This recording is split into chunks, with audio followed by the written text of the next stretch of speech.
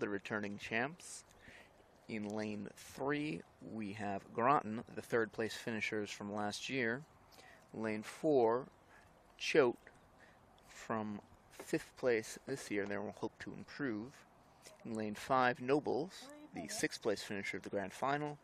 And as I said, in lane 6, Brooks, making an appearance in the grand final this year after having missed out last year. There are just a few minutes remaining before the start. These crews are sitting easy. Blades are not squared with the exception of Nobles.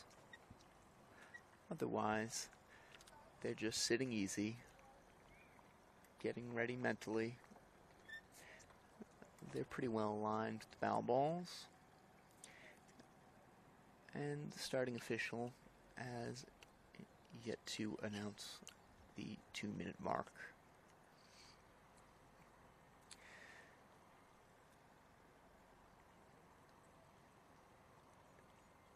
This is the first grand final of the afternoon for the first varsity boats, and there are 2 minutes left until it begins.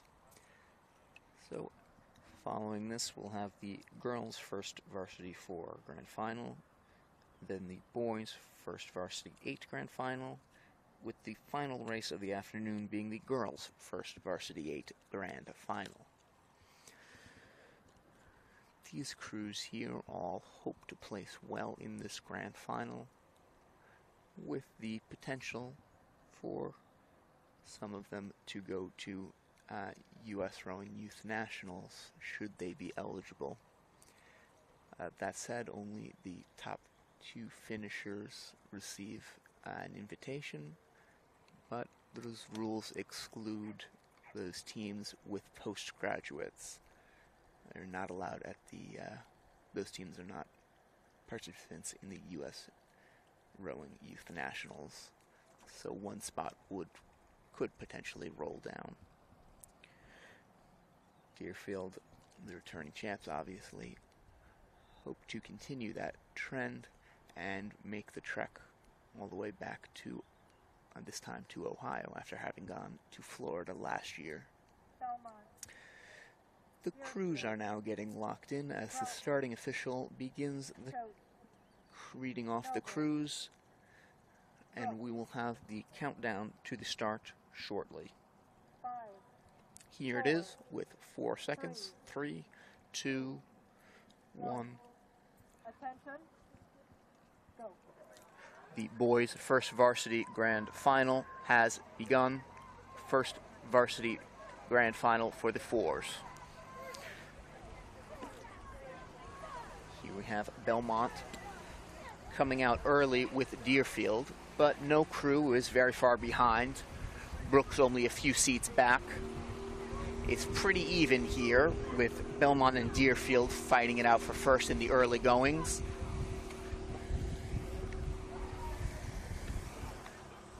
About 200 meters in, it's Belmont and Deerfield fighting it out for first. And we have Groton, Choate, and Nobles just about even, fighting for third. And 6th place, just a couple seats behind those boats fighting for third, is Brooks. Deerfield here making a move, about 1 seat up over Belmont, but not far behind is Groton.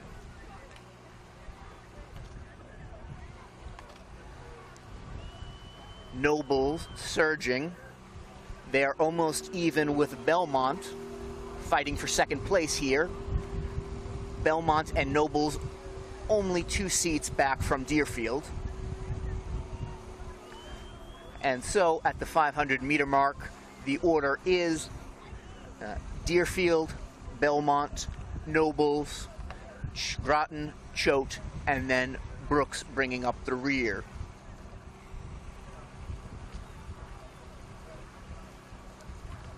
Deerfield still 2 seats up on Belmont.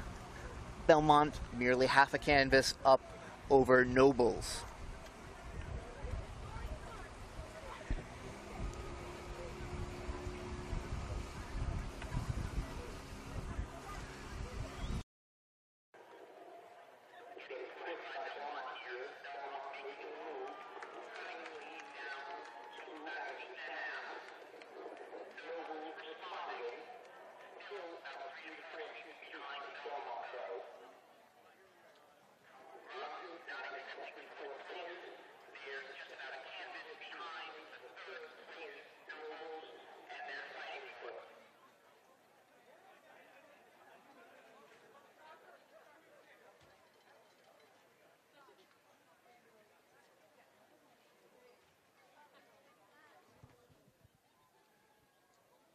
Well, it's tight racing across the field, and that's what you'd expect from a first four grand final.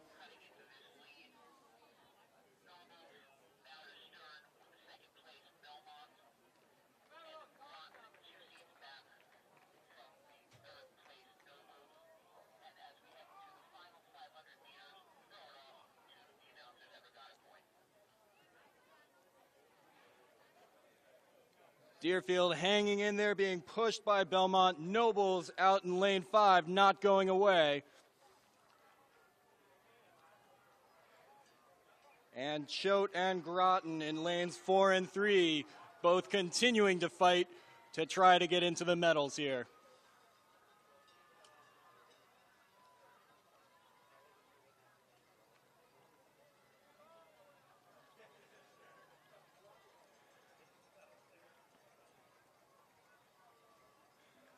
But Deerfield continues to press in lane 2. Belmont holding tough in lane 1. And out in lane 5, Nobles hanging in there, pushing ahead of Choate, pushing ahead of Groton. It's a fight to the finish for first place. Nobles really surging.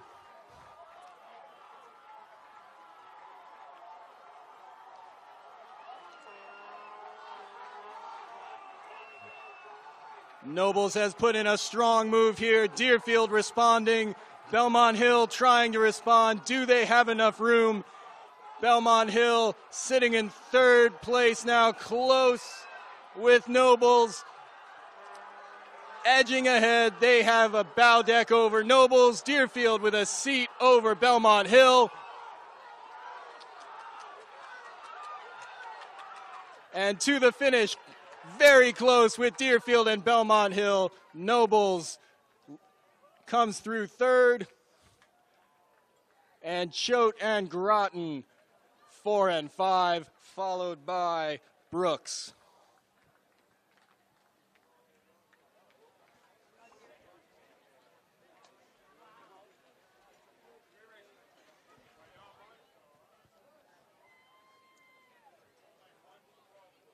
Next race will be the girls' first four grand final. Lane 1, Noble.